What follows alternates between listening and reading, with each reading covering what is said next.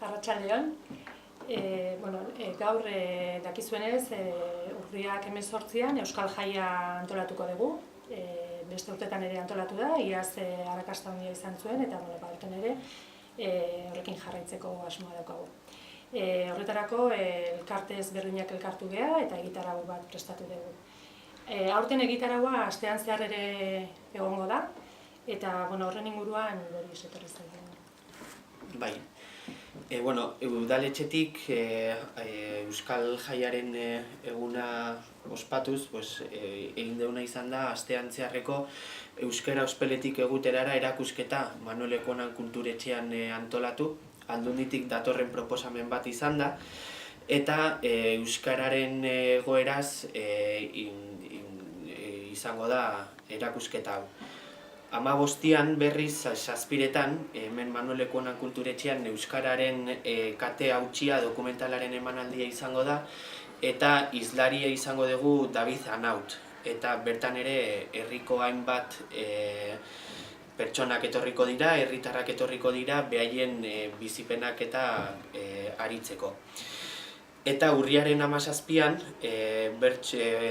Euskal Jaia eguna baino leno, Kukuka antzerki eta dantza taldeari eskatu indiogu amateur programazioaren barruan behaien emanaldi bat ekartzea.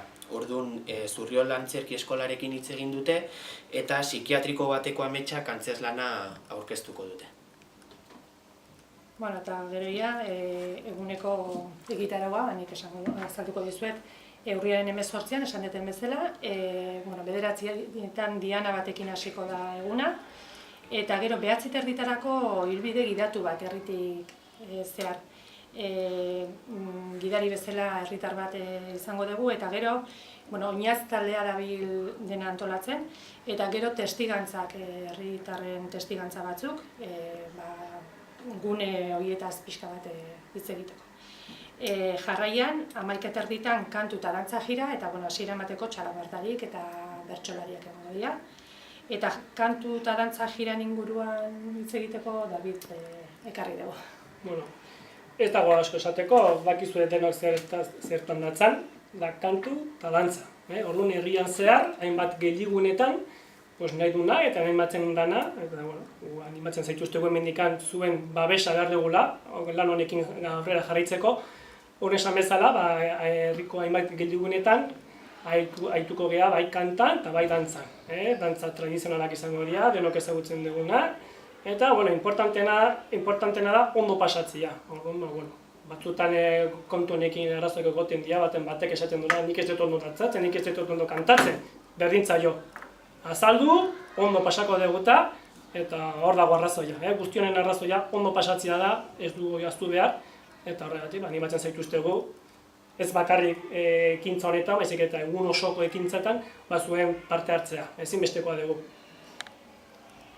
Hor ere aipatu behar dugu aurrena, pixkat familiak eta aurrak animatuko ditugula kantuan, aurren kantuak eta, Bai, daude egongo dira umentzako kantuak, bereziak, gero aparte ere, beste ohiko kanta tradizionala.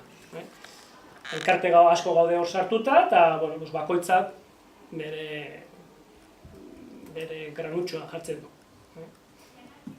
Eta jarraitzeko, hori bukatu ondoren, kantu jira bukatu ondoren, ordu bitan bazkaria okendon, paella egongo da, eta 200 pertsonentzat. Esan sarrerak, txartelak eta salgai dazkagula Jakunen eta Jalgin. Bazkal ostean, sorpresa. Eta, gero 4:00 aurrea jolasak. Ostadar, intza eta gero famili lokotxak eta sokatira. Ostadarrek saski eta futbola antolatuko du, intzak eskupilota, eta gero guraso batzuk egongo dira hor famili jolasak eta antolatzen. Jarraian, 5:30 okerra harria jasotzea. Bertan, Joseba Ostolaza eta Jokin Eizmendi izango ditugu. Eta bukatzeko 6:00 erromeria, estengiro eskutik. Eta jarraian hori 8:00 arte, eta 8:00 pintxopotea, libre egongo da, eta bueno, kartelan ikusi dezakezuen bezala, hainbat tabernarik parte hartuko dute.